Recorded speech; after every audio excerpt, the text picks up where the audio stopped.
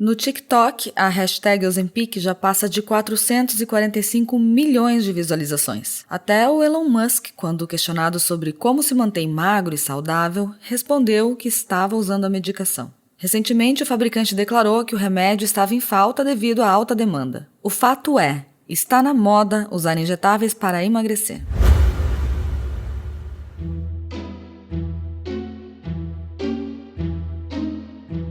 Comida sem filtro. Saúde, low carb, estilo de vida, evidências científicas e, claro, nossas opiniões. Toda semana um episódio novo e gratuito para você.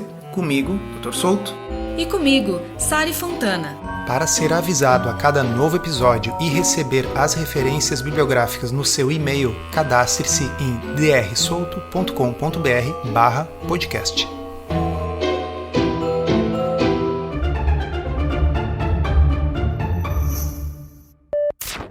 Como que isso tudo começou? Essa medicação é originalmente para diabetes, certo?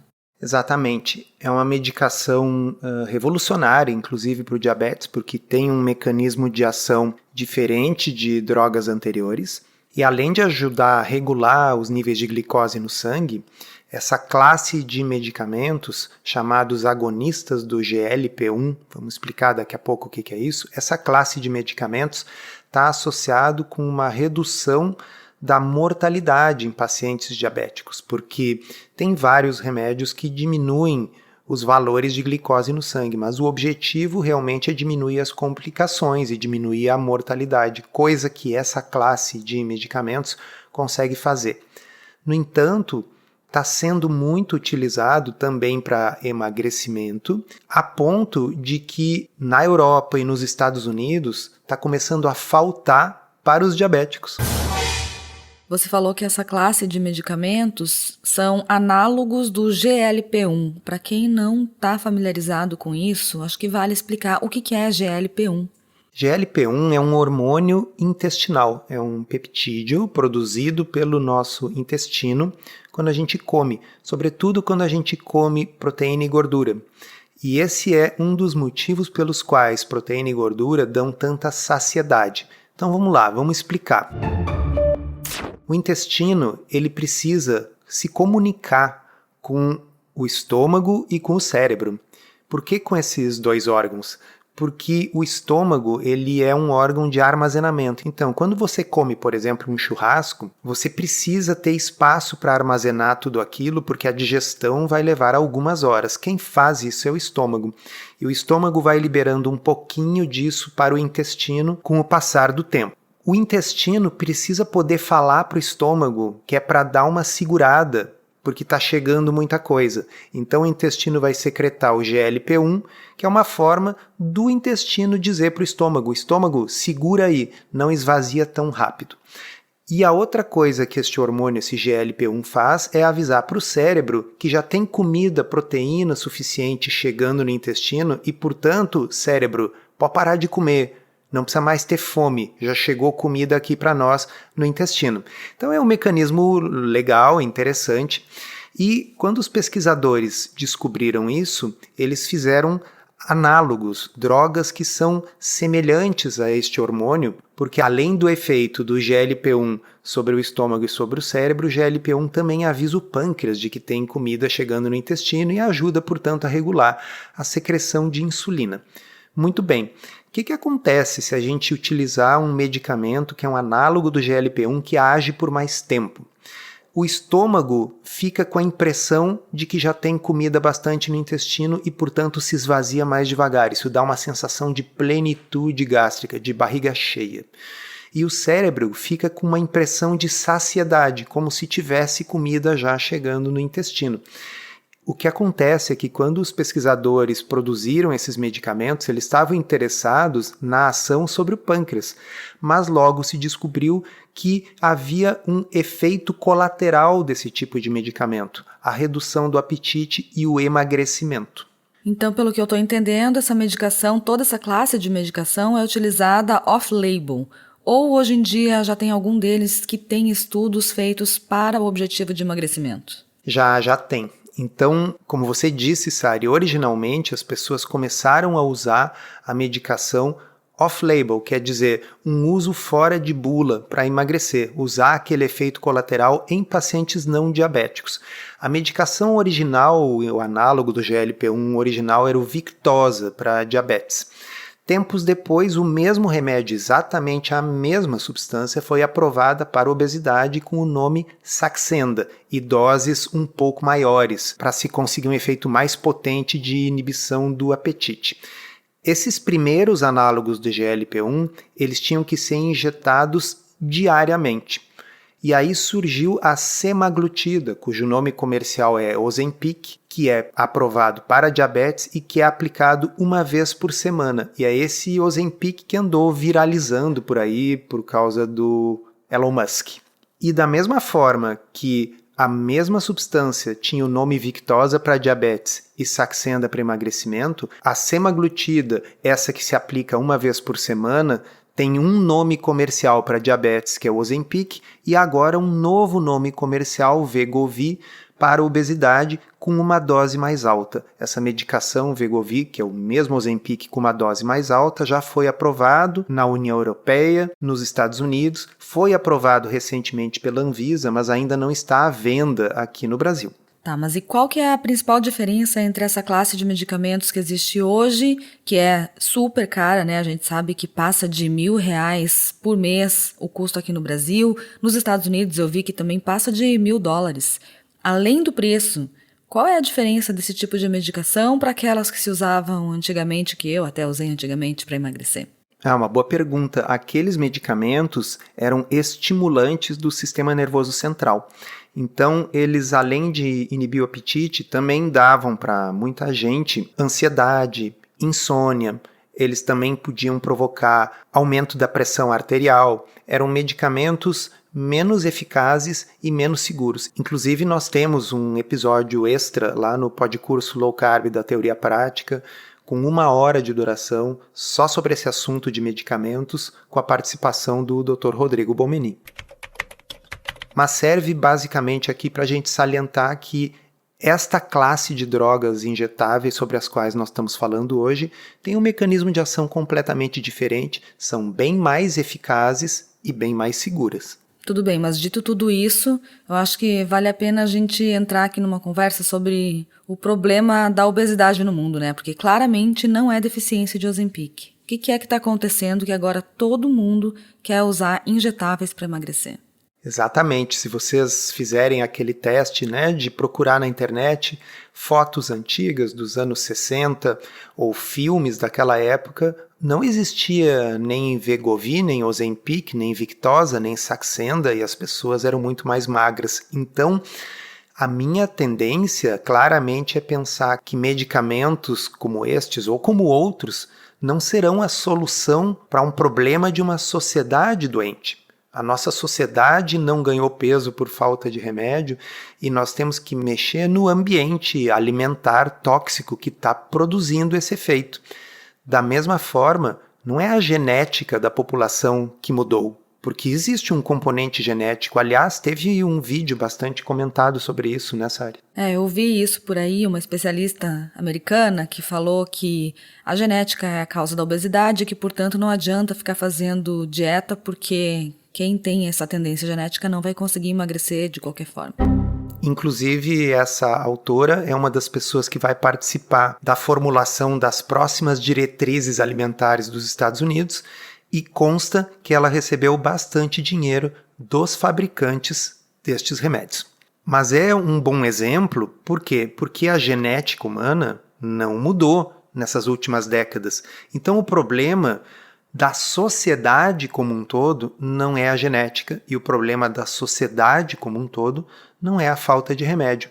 Agora, isso não significa que essa medicação não possa ser necessária e importante para determinados indivíduos. Eu imagino que você, atendendo pacientes diabéticos, mas também pessoas com problemas metabólicos e que precisam emagrecer, deva ter pacientes que utilizem essa medicação. Com certeza. Então, aí a gente entra na questão de quem são as pessoas que podem se beneficiar mais do uso desse tipo de medicamento. Obviamente, os diabéticos, mas nós estamos falando aqui sobre essa questão que agora está tão presente na mídia, que é o uso desses medicamentos visando emagrecimento.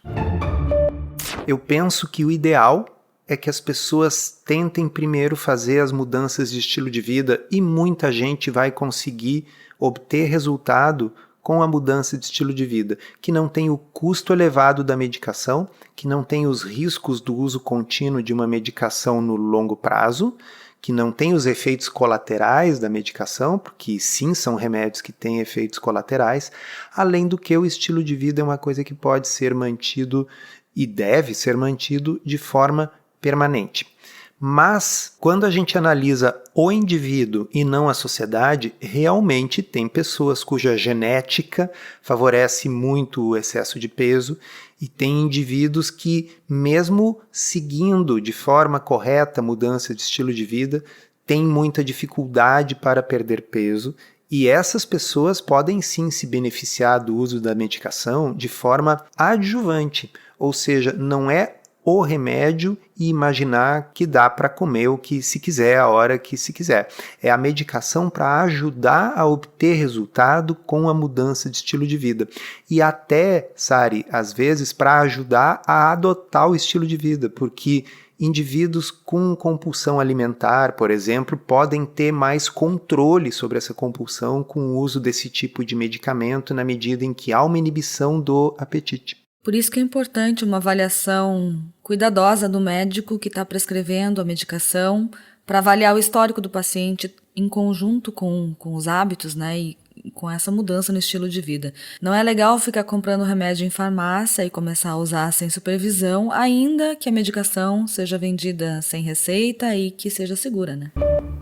Se você quer aprender a fazer low carb de um jeito certo, que funciona e sem loucuras, considere se inscrever no Podcurso. É um curso todo em áudio, em que a gente responde de forma prática as 50 principais dúvidas sobre o assunto. São mais de 25 horas de conteúdo para você ouvir quando quiser, com a gente e convidados especiais. Você pode conhecer os detalhes acessando drsolto.com.br/podcurso. Mas algumas pessoas perguntaram: esses medicamentos oferecem riscos? Como que funciona a longo prazo? Se parar de tomar, a pessoa volta a engordar? Então vamos lá. Como toda medicação, estes remédios têm efeitos colaterais. Os efeitos colaterais mais comuns dessa classe de medicamentos têm a ver justamente com a forma como eles agem. Então, o refluxo, a sensação de enjoo, a sensação de náusea, alterações inclusive no funcionamento do intestino, tanto como constipação, como diarreia, às vezes simulando como se fosse um cólon irritável. Existe um percentual de pessoas nos estudos, inclusive, que abandona o estudo porque não está tolerando os efeitos colaterais. Aumentar a dose aos poucos, como a gente orienta em consultório, tende a controlar um pouco desses efeitos. Nos ensaios clínicos randomizados com o objetivo de emagrecimento, claramente quando as pessoas param de usar, o peso tende a voltar. Isso não significa que necessariamente todo mundo que utilizar, quando parar, vai engordar de novo. O problema é que em muitos desses estudos, a intervenção primária é o medicamento. Então, na hora que você tira o medicamento, a pessoa volta aos hábitos alimentares prévios e começa a ganhar o peso de novo. Mas se a gente utilizar como um adjuvante a uma mudança de estilo de vida e a gente mantiver a mudança de estilo de vida e fizer o desmame lento e gradual da medicação, muitas vezes a gente consegue evitar esse reganho. Mas, repito, se simplesmente se usar o remédio para perder peso, na hora que para o remédio, o que os estudos mostram é reganho do peso. Não adianta. Infelizmente, não existe ainda uma pílula mágica para emagrecer.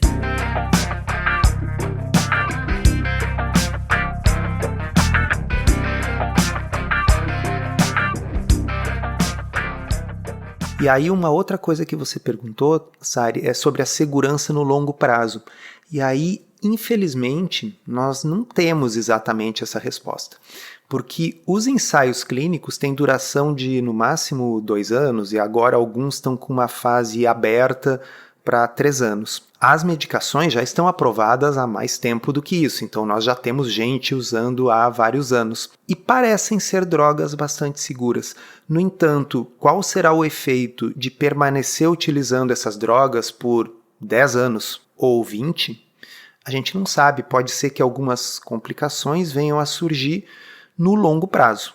Com certeza, a obesidade também tem complicações a longo prazo, de modo que cabe ao médico pesar os prós e contras daquele paciente em questão. Se é uma pessoa com sobrepeso ou obesidade e que tem resistência à insulina, síndrome metabólica, diabetes, certamente os benefícios superam em muito os eventuais riscos teóricos da medicação no longo prazo, já que nós temos riscos concretos no curto, médio e longo prazo dessas doenças metabólicas. Mas e se for só uma coisa estética, como está sendo muito comum hoje em dia? Será que é seguro utilizar no longo prazo uma droga que nem existe há tantos anos? Como é que eu vou saber qual o efeito de usar 15 anos um remédio que existe há muito menos tempo do que isso? A gente não sabe, né? Então, a mensagem aqui é o seguinte: é uma classe muito promissora de medicamentos. Existem outros que estão já em fase de aprovação que são ainda mais eficientes do que esses que nós falamos. No entanto, segue valendo a frase que você colocou logo antes: não existe pílula mágica para o emagrecimento, e o problema do sobrepeso e da obesidade na nossa sociedade não é falta de medicamentos que nem existiam quando a sociedade não tinha esse problema. Deixo aí para reflexão. Esse episódio foi roteirizado e produzido por nós. E se você gostou, aproveita para divulgar, encaminhe para os amigos e se inscreva para não perder os próximos episódios.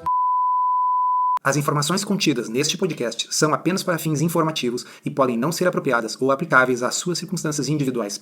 Este podcast não fornece aconselhamento médico ou profissional e não substitui a consulta com um médico ou nutricionista. Não use este podcast para diagnóstico ou tratamento médico. Qualquer sugestão é apenas uma recomendação geral, que não é específica para qualquer pessoa ou doença em particular.